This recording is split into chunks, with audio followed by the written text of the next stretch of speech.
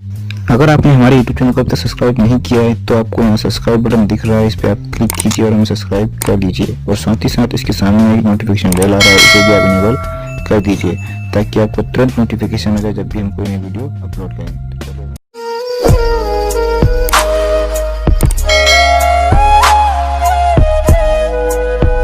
Everyone, optical classes में आपका स्वागत है। मैं हूं आपके साथ चंदन सर। माय डियर, आज हम लोग पास्ट परफेक्ट टेंस का प्रयोग करने जा रहे हैं।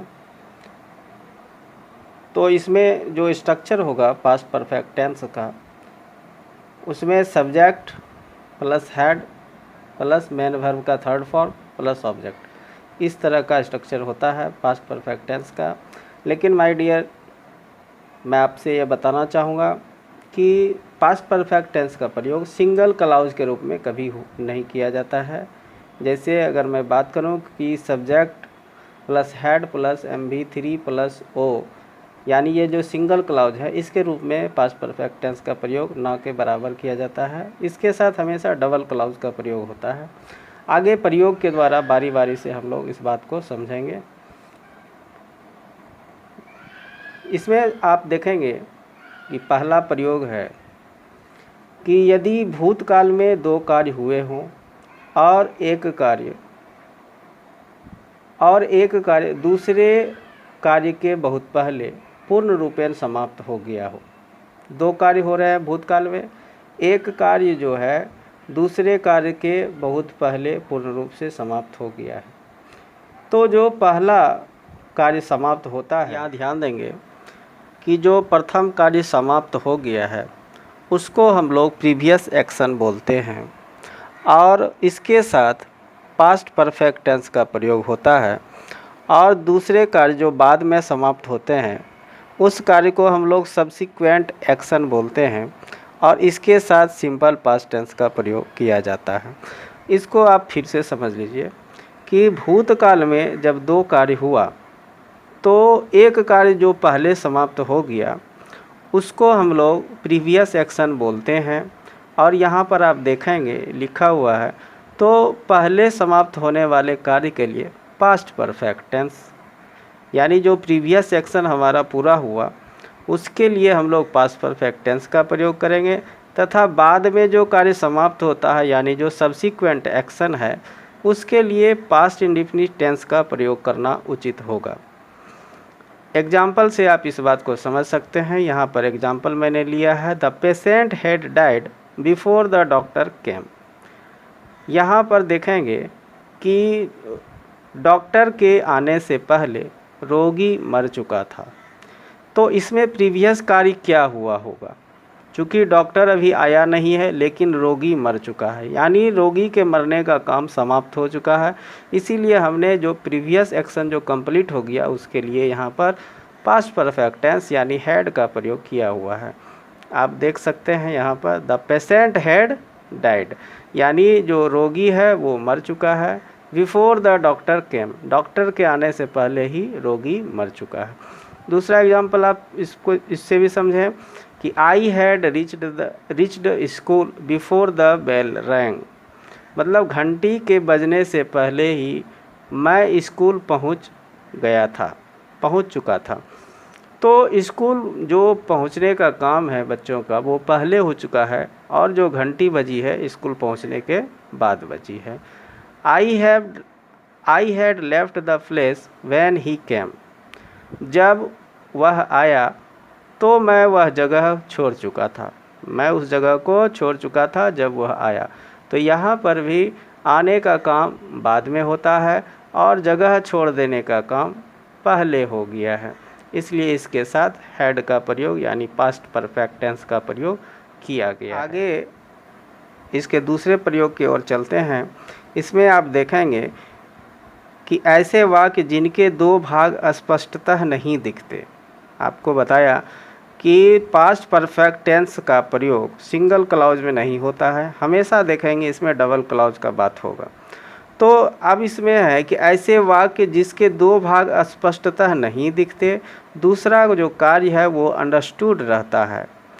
मतलब इसमें दो कार्य तो हुआ है लेकिन एक भाग हमको दिखाई देता है, जानने में आता है, लेकिन दूसरा भाग वो अंडरस्टूड है, लेकिन प्रसंग यानी कॉन्टेक्स्ट से स्पष्ट रहता है कि वह जो कार्य है दूसरे कार्य के बहुत पहले ही समाप्त हो चुका है। ऐसे वाक्यों में भी पास्ट परफेक्ट टेंस का प्रयोग किया जाता है। आप फिर से इसको समझें कि मतलब यहाँ पहले एग्जाम्पल समझ लेते हैं, रूल समझ में आ जाएगा। एग्जाम्पल है कि I had already completed my work, मैंने पहले ही अपना काम कर चुका था, मैं अपना काम पहले ही कर चुका था। She had reached much earlier, वह बहुत पहले ही पहुंच चुकी थी।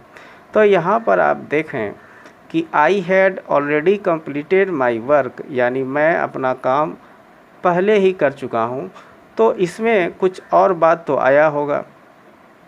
जैसे कि मान लीजिए आपके कोई पेरेंट जो है आपसे पूछे कि सिनेमा देखने चलना है, सो तुम क्या करोगे, तो तुम्हारा होमवर्क पूरा हुआ कि नहीं, तो उसका जवाब आप दे सकते हैं कि मैं तो अपना काम बहुत पहले पूरा कर चुका हूँ, तो मैं आपके साथ जा सकता हूँ। उसी तरह से यहाँ पर जो she had reached much earlier, वो बहुत पहले ही पहुँच चुकी थी, तो किसी का आने का इंतज़ार होगा और ये वहाँ उस जगह पर बहुत पहले ही पहुँच चुकी है।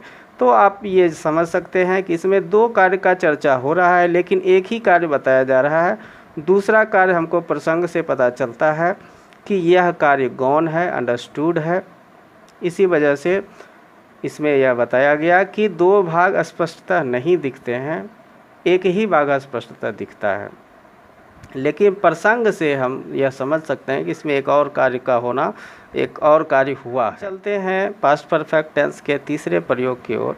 तो इसमें तीसरा प्रयोग यह देखें, कहा कि ऐसे दो कार्य जो पास्ट में हुए हों, एक कार्य के तुरंत बाद दूसरा कार्य हुआ हो तथा इनके बीच इतना कम समय का अंतर हो कि पता न चल सके कि एक कार्य की समाप्ति के बाद ही दूसरा कार्य हुआ।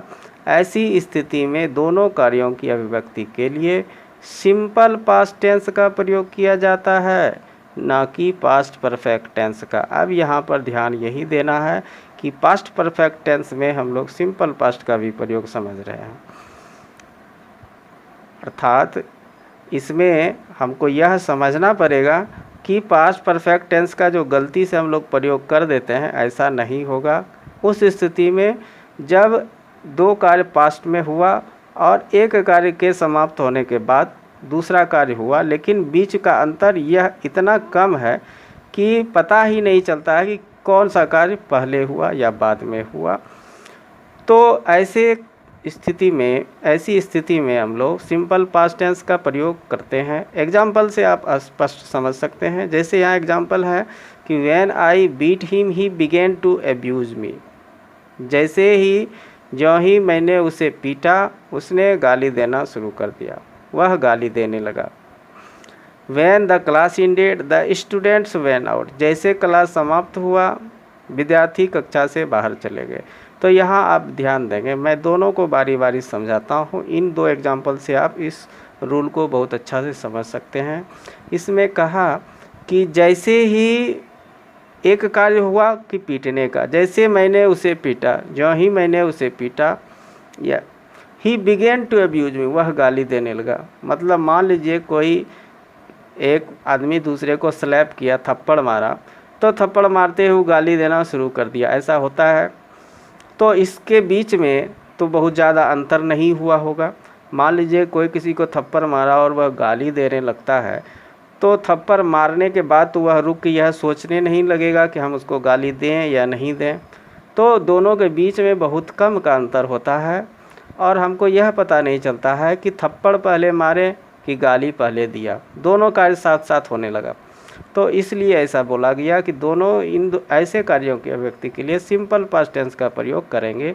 अगला एग्जांपल देखिए, when the class ended the students went out, जैसे ही कक्षा समाप्त हुई कि विद्यार्थी बाहर चले गए। तो आपने देखा होगा, आप लोग स्टूडेंट हैं, स्कूल में देखते हैं कि घंटी लगने का जो क्लास जो एंड होने का टाइम है वो बच्चों को पता रहता है। और जैसे ही क्लास ओवर होने वाला होता है तो सारे बच्चे अपना बैग वूग रेडी करके रहते हैं, और ज्यों ही बेल लगा कि बच्चे बाहर, यानी बेल भी लग रहा है और बच्चे भी बाहर आ रहे हैं। तो इन दोनों के बीच में कितना अंतर होता है, बहुत कम समय का अंतर होता है। इस वजह से इसके अगर अंतर का पता नहीं चले कि कौन सा कार्य पहले समाप्त हो गया, तो उस स्थिति में हम लोग सिंपल पास्ट टेंस का प्रयोग करेंगे। दूसरे एग्जाम्पल से आप इस नियम को बहुत अच्छी तरह समझ गए होंगे, ऐसा मैं आशा करता हूँ।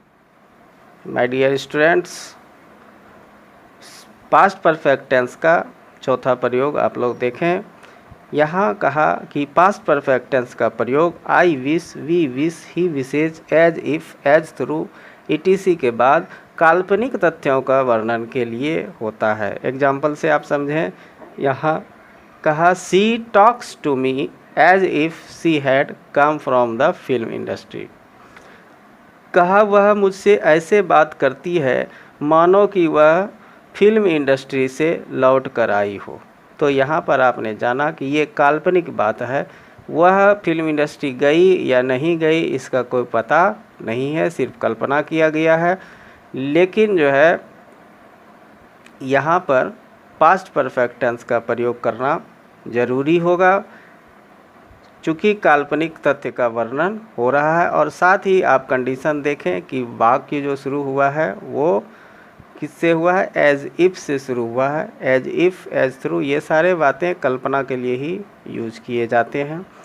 अगला आप इसका 5वां एग्जाम्पल देखें कि यदि पास्ट में किसी कार्य के होने की उम्मीद की गई पर कार्य जो है पूरा न हुआ। पास्ट में किसी कार्य के होने की उम्मीद की गई पर कार्य किसी कारणवश पूरा नहीं हुआ, तो इसको अभिव्यक्त करने के लिए वर्ब जैसे hope, accept, think, mean, intend, suppose, want आदि का प्रयोग होता है, तथा इस स्थिति में इन सारे वर्ब का प्रयोग पास्ट परफेक्ट टेंस में होता है। एग्जाम्पल से समझें। एग्जाम्पल है he had wanted to see me but unfortunately he fell ill. अर्थ यह हुआ कि वह मुझसे मिलना तो चाहता था लेकिन दुर्भाग्यवश वह बीमार पड़ गया। तो आप इसमें समझे कि कार्य होने की उम्मीद थी कि वह मुझसे मिल लेता, लेकिन जैसे वह बीमार हो गया तो कार्य पूरा नहीं हो सका। तो ऐसी स्थिति में हम लोग पास्ट परफेक्ट टेंस का प्रयोग करेंगे। माय डियर स्टूडेंट्स, अब हम लोग जानते हैं use of past perfect continuous tense के बारे में। ये एक छोटा सा प्रयोग है इसका, पास्ट परफेक्ट कंटिन्यूअस टेंस। इसका स्ट्रक्चर होगा subject plus had been plus before plus object plus since या फॉर प्लस टाइम। यानी जितना लंबा चौड़ा इस टेंस का नाम है उतना ही लंबा चौड़ा इसका स्ट्रक्चर है। तो इसको ध्यान में रखना। हम लोग समझते हैं कि इसका प्रयोग कहाँ पर करना है। बहुत छोटा सा प्रयोग है, इसको देख लेते हैं इसी वीडियो में। कहा कि इस टेंस का प्रयोग वैसे कार्यों के लिए होता है जो किसी निर्दिष्ट समय से पास्ट में जारी थे। मतलब जो बताया हुआ समय है उसमें वह पास्ट में जारी थे, अर्थात चल रहे थे। कभी कभी इस टेंस का समय भी नहीं दिया रहता है।